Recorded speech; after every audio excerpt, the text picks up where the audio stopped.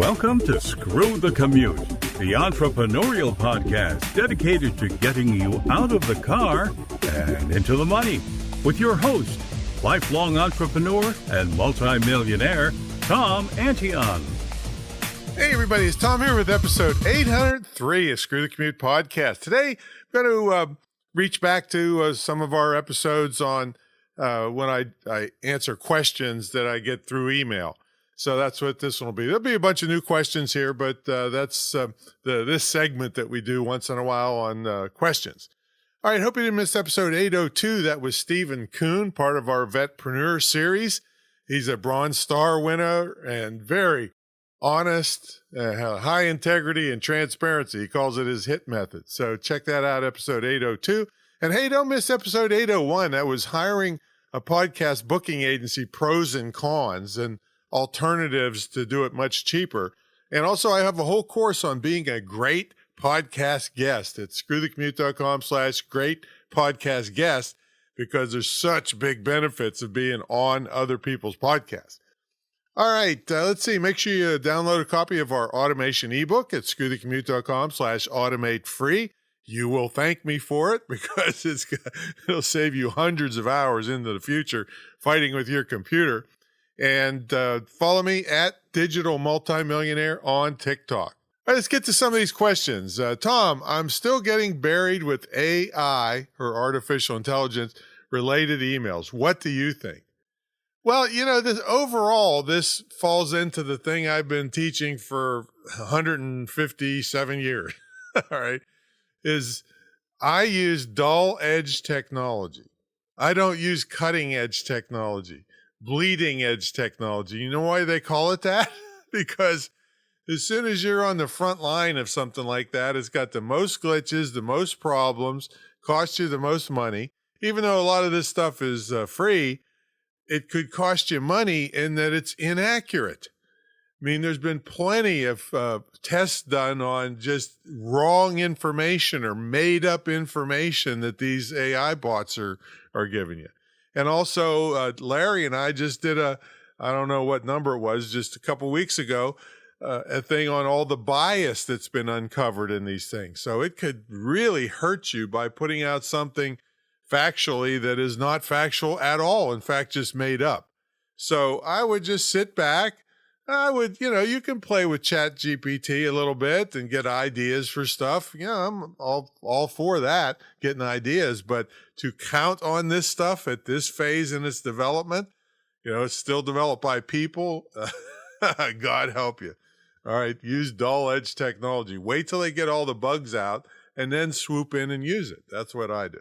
All right, let's see. Next thing is, Tom, I see you on a lot of summits. Virtual summits. What benefits have you seen, and how can I get on one? Well, one of the benefits is I get loads of email subscribers, new subscribers that never heard of me before, possibly. And that's big to me because I don't have to pay affiliate commissions on them.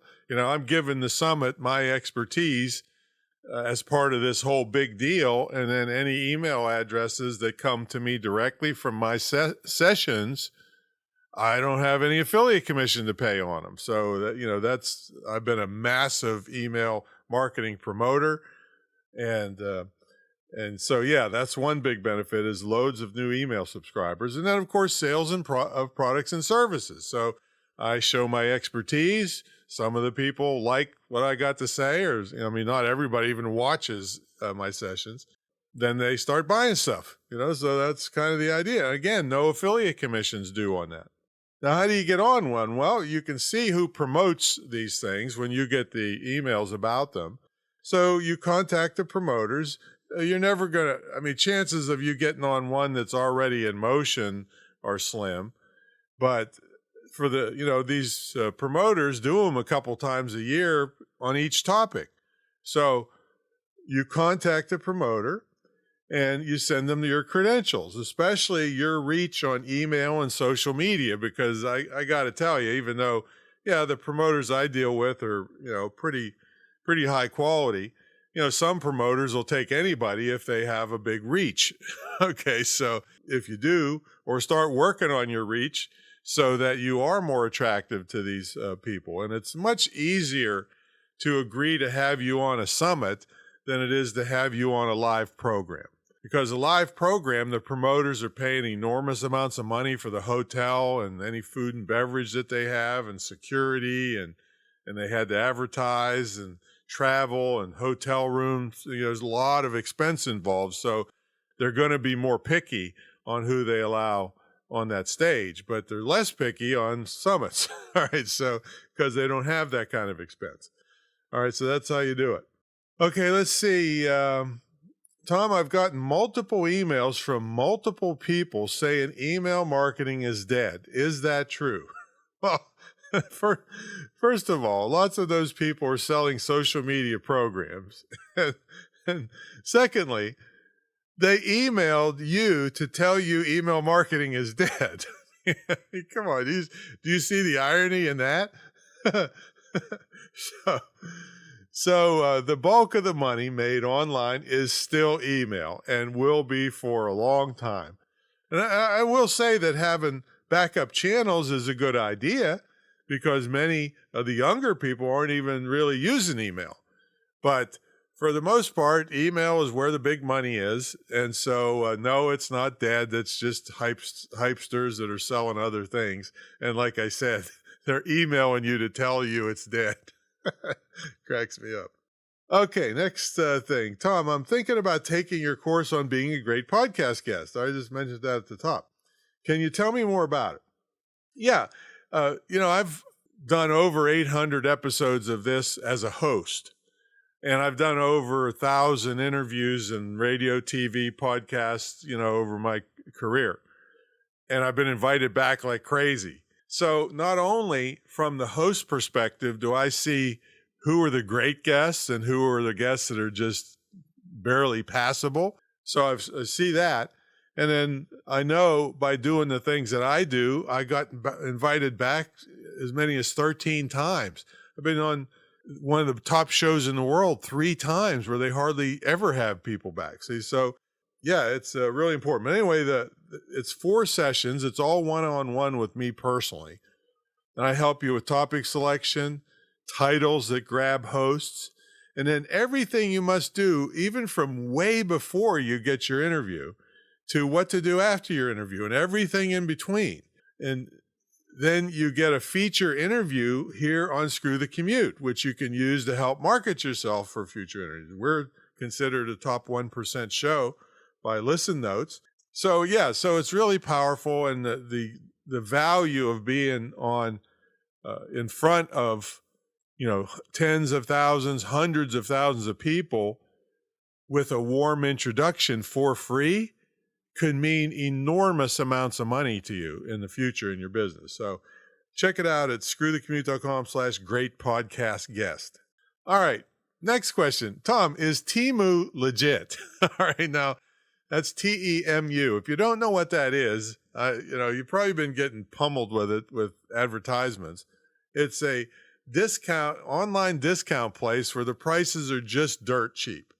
And I was very skeptical of it because I thought, they're just trying to suck you in to get your email address and then spam you to death and sell the email address, which I don't know, maybe they do, but I haven't noticed that since I've been getting their stuff. And here's the thing, my girlfriend is in love with it.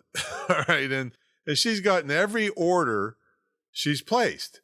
Now, occasionally something will be kind of super cheaply made, but she was begging me to try it. So it just so happened I needed some bootlaces, okay? Bootlaces.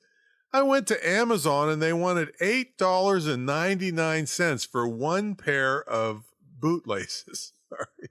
The same exact one, and it looked like the identical product picture, was on Temu for 98 cents and free shipping. All right, so I guess you could call them legit. Now, don't expect overnight, like Prime Amazon shipping. And I think their shipping is free also. So far, it appears to be legit with all the orders my girlfriend's gotten, and I ordered with no trouble. So that's my 2 cents on it. Your mileage may vary.